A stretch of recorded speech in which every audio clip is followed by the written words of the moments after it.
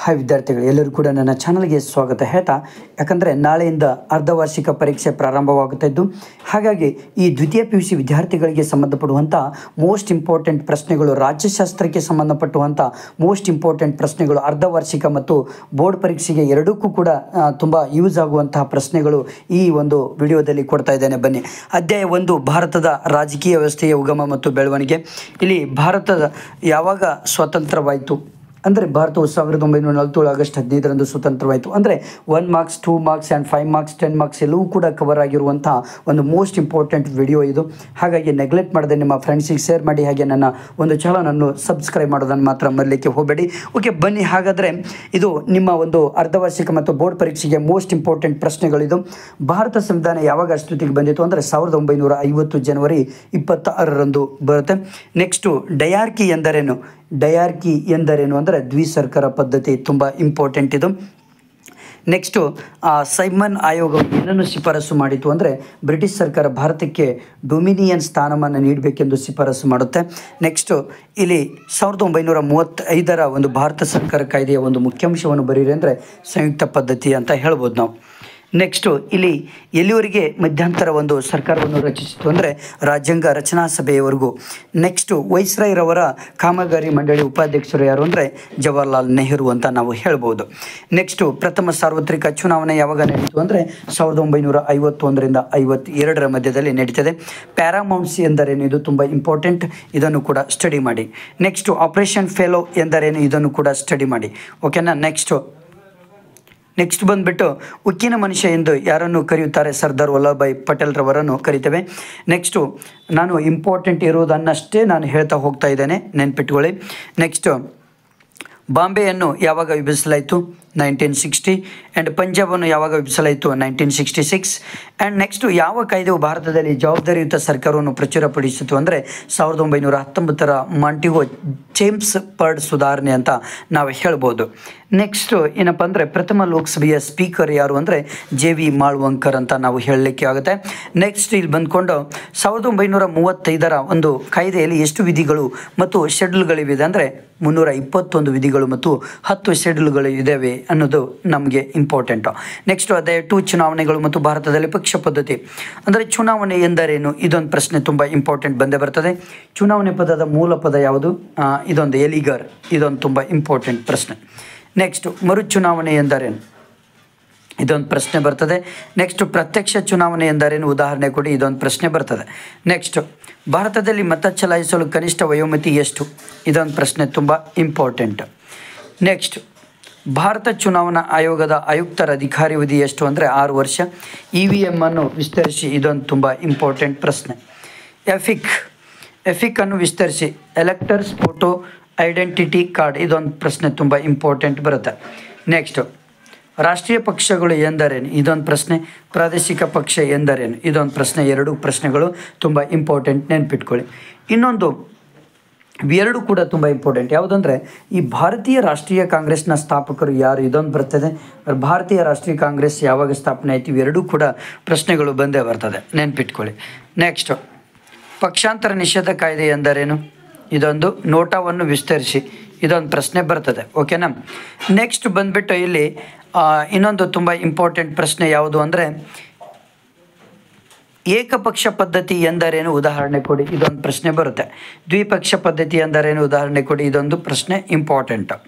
Next ಅಧ್ಯಾಯ 3, ಭಾರತದಲ್ಲಿ ಆಡಳಿತ ಯಂತ್ರಕ್ಕೆ ಸಂಬಂಧಪಡುವಂಥ ಈ ಒಂದು ಲೆಸನ್ಗೆ ಸಂಬಂಧಪಟ್ಟ ಹಾಗೆ ಇಲ್ಲಿ ಮೋಸ್ಟ್ ಇಂಪಾರ್ಟೆಂಟ್ ಆಡಳಿತದ ಮೂಲ ಪದಗಳು ಯಾವುವು? ಲ್ಯಾಟಿನ್ ಭಾಷೆಯ AD ಆ್ಯಂಡ್ ಮಿನಿಸ್ಟರ್ ಇದು ಅಂತೂ ಬಂದೇ ಬರುತ್ತೆ. ಜಿಲ್ಲಾಡಳಿತದ ಮುಖ್ಯಸ್ಥರು ಯಾರಾಗಿರ್ತಾರೆ ಅಂದರೆ ಜಿಲ್ಲಾಧಿಕಾರಿ ಆಗಿರ್ತಾರೆ. ಇದೊಂದು ತುಂಬ ಇಂಪಾರ್ಟೆಂಟ್. ನೆಕ್ಸ್ಟ್ ಇನ್ನೊಂದು ಏನಪ್ಪ ಅಂದರೆ ಕರ್ನಾಟಕ ಲೋಕಸೇವಾ ಆಯೋಗದ ಅಧ್ಯಕ್ಷ ಮತ್ತು ಸದಸ್ಯರನ್ನು ಯಾರು ನೇಮಿಸುತ್ತಾರೆ ಅಂದರೆ ರಾಜ್ಯಪಾಲರು ನೇಮಿಸ್ತಾರೆ. ಕೇಂದ್ರ ಲೋಕಸೇವಾ ಆಯೋಗದ ಅಧ್ಯಕ್ಷರ ನಿವೃತ್ತಿ ವಯಸ್ಸೆಷ್ಟು? 65 ವರ್ಷ. ಓಕೆನಾ. ಇಷ್ಟು ಪ್ರಶ್ನೆಗಳು ತುಂಬ ಇಂಪಾರ್ಟೆಂಟ್, ನೆನ್ಪಿಟ್ಕೊಳ್ಳಿ. ಮತ್ತು ಬಂದ್ಬಿಟ್ಟಲ್ಲಿ ಲಾಲ್ ಬಹದ್ದೂರ್ ಶಾಸ್ತ್ರಿ ಅಕಾಡೆಮಿಯಲ್ಲಿದೆ, ಮಸ್ಸೂರಿ. ಸರ್ದಾರ್ ವಲ್ಲಭಭಾಯ್ ಪಟೇಲ್ ಪೊಲೀಸ್ ಅಕಾಡೆಮಿಯಲ್ಲಿದೆ, ಹೈದರಾಬಾದಲ್ಲಿ ಇದೆ. ನೆಕ್ಸ್ಟು ನಾಗರಿಕ ಸೇವಾ ವರ್ಗ ಎಂದರೇನು? ಇದು ಕೂಡ ತುಂಬ ಇಂಪಾರ್ಟೆಂಟ್. ನೆಕ್ಸ್ಟು ಕರ್ನಾಟಕ ರಾಜ್ಯ ಸೇವಾ ಆಯೋಗದ 2 ಕಾರ್ಯಗಳನ್ನು ತಿಳಿಸಿ ಅಂದರೆ ಇವು 2 ಕೂಡ ತುಂಬ ಇಂಪಾರ್ಟೆಂಟ್ ಪ್ರಶ್ನೆಗಳು ಬರ್ತದೆ. ಅಖಿಲ ಭಾರತ ಸೇವೆಗಳು ಎಂದರೇನು, ಇದು ಕೂಡ ತುಂಬ ಇಂಪಾರ್ಟೆಂಟ್ ಪ್ರಶ್ನೆ. ಸರ್ಕಾರದ 2 ಇಲಾಖೆಗಳನ್ನು ತಿಳಿಸಿ ಅಂದರೆ ಇವು ಯಾವುದೆಲ್ಲ, ಇವು ಎಲ್ಲವೂ ಕೂಡ ಸರ್ಕಾರದ 2 ಇಲಾಖೆಗಳನ್ನು ತಿಳಿಸಿ ಅಂತ ನಾವು ಇದು ಮಾಡಲಿದ್ರೆ ಅದು ಎಷ್ಟು ಬರೆದರೆ ಸಾಕು. ಅಧ್ಯಾಯ 4ರಲ್ಲಿ ಸಾಮಾಜಿಕ ಚಳುವಳಿಗಳು ಮತ್ತು ಅವುಗಳ ರಾಜಕೀಯ ಪರಿಣಾಮಗಳಲ್ಲಿ ಮೋಸ್ಟ್ ಇಂಪಾರ್ಟೆಂಟ್ ಪ್ರಶ್ನೆ ಯಾವುದು ಅಂದರೆ ಮೂಕನಾಯಕ ಪತ್ರಿಕೆಯನ್ನು ಪ್ರಾರಂಭಿಸಿದವರು ಯಾರು, ಇದೊಂದು ಬರ್ತದೆ ಮೇನ್ ಇಂಪಾರ್ಟೆಂಟ್. ಮನುಸ್ಮೃತಿ ಯಾವಾಗ ಅಳವಡಿಸಲಾಗಿತ್ತು, ಇದೊಂದು ಪ್ರಶ್ನೆ ತುಂಬ ಇಂಪಾರ್ಟೆಂಟು. ನೆಕ್ಸ್ಟು ಸತಿ ಪದ್ಧತಿಯನ್ನು ಹೋಗಲಾಡಿಸಲು ಹೋರಾಡಿದ ನಾಯಕರು ಯಾರು ಅಂದರೆ ಇದೊಂದು ಪ್ರಶ್ನೆ ಬರ್ತದೆ. ರಾಷ್ಟ್ರೀಯ ಮಹಿಳಾ ಆಯೋಗ ಯಾವಾಗ ಜಾರಿಗೆ ಬಂದಿತ್ತು ಅಂದರೆ ಇದೊಂದು ಪ್ರಶ್ನೆ ತುಂಬ ಇಂಪಾರ್ಟೆಂಟು. ನೆಕ್ಸ್ಟು ಯಾವ ದಿನವನ್ನು ಕಾರ್ಮಿಕರ ದಿನವನ್ನಾಗಿ ಆಚರಿಸಲಾಯಿತು ಅಂದರೆ ಮೇ 1ರಂದು. ಓಕೆನಾ. ರೈತರ ಮೂಲ ಕಸುಬು ಯಾವುದು, ಕೃಷಿ. ಓಕೆನಾ. ನೆಕ್ಸ್ಟ್ ಇಷ್ಟು ಇಂಪಾರ್ಟೆಂಟ್ ಪ್ರಶ್ನೆಗಳು ಈ ಒಂದು. ನೆಕ್ಸ್ಟ್ ಇನ್ನೊಂದು ಇಂಪಾರ್ಟೆಂಟ್ ಯಾವುದಪ್ಪ ಅಂದರೆ ಚಿಪ್ಕೋ ಚಳುವಳಿಯ ರೂವಾರಿ ಯಾರು, ಚಾಂಡಿ ಪ್ರಸಾದ್ ಭಟ್ ಅಂತ ಹೇಳ್ಬೋದು. ಇದೊಂದು ಪ್ರಶ್ನೆ ಬರುತ್ತೆ. ಸಾಲುಮರದ ತಿಮ್ಮಕ್ಕ ಯಾವ ಜಿಲ್ಲೆಗೆ ಸೇರಿದವರು ಅಂದರೆ ರಾಮನಗರ ಜಿಲ್ಲೆ, ಒಂದು ಮಾಗಡಿ ತಾಲೂಕಿನ ಹುಲಿಕಲ್ಲು ಗ್ರಾಮದವರು ಆಗಿದ್ದಾರೆ. ನೆಕ್ಸ್ಟು ಕರ್ನಾಟಕದಲ್ಲಿ ದಲಿತ ಸಂಘರ್ಷ ಸಮಿತಿಯನ್ನು ಯಾರು ಮತ್ತು ಯಾವಾಗ ಸ್ಥಾಪಿಸಿದರು ಅಂದರೆ 1974. ನೆಕ್ಸ್ಟ್ ಹಿಂದೂ ವಿಡೋಸ್ ಹೋಮ್ ಎಲ್ಲಿ ಯಾವಾಗ ಸ್ಥಾಪನೆ ಆಯಿತು, ಇದೊಂದು ಮೋಸ್ಟ್ ಇಂಪಾರ್ಟೆಂಟ್ ಪ್ರಶ್ನೆ ಬರುತ್ತೆ.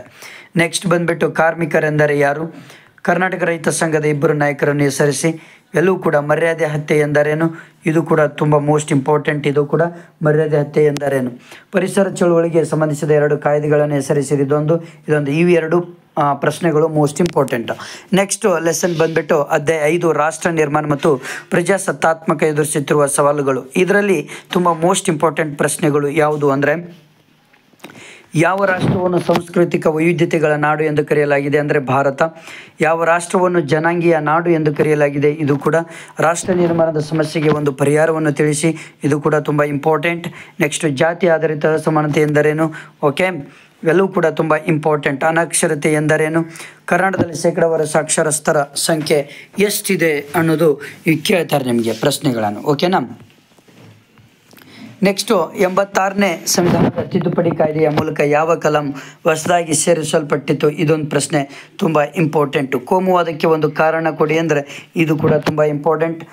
ಟೆರರಿಸಮ್ನ ಮೂಲ ಪದ ಯಾವುದು, ಇದೊಂದು ತುಂಬ ಇಂಪಾರ್ಟೆಂಟ್ ಪ್ರಶ್ನೆ ಬರುತ್ತೆ.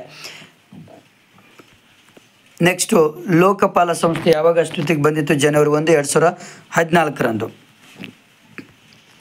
ಪ್ರಸ್ತುತ ಕರ್ನಾಟಕದ ಲೋಕಾಯುಕ್ತರನ್ನು ಹೆಸರಿಸಿ ಅಂದರೆ ವಿಶ್ವನಾಥ್ ಶೆಟ್ಟಿ ಅವರನ್ನು ನಾವು ಹೇಳ್ಬೋದು. ರಾಷ್ಟ್ರ ನಿರ್ಮಾಣದ ಅರ್ಥವನ್ನು ತಿಳಿಸಿ. ಉತ್ತಮ ಆಡಳಿತ ಎಂದರೇನು,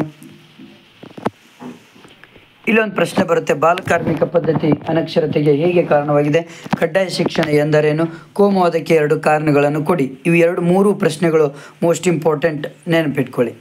ಓಕೆನಾ. ಲೋಕಪಾಲ್ ಎಂದರೇನು, ಲೋಕಾಯುಕ್ತ ಎಂದರೇನು, ಇವೆರಡು ಪ್ರಶ್ನೆಗಳು ತುಂಬ ಇಂಪಾರ್ಟೆಂಟ್.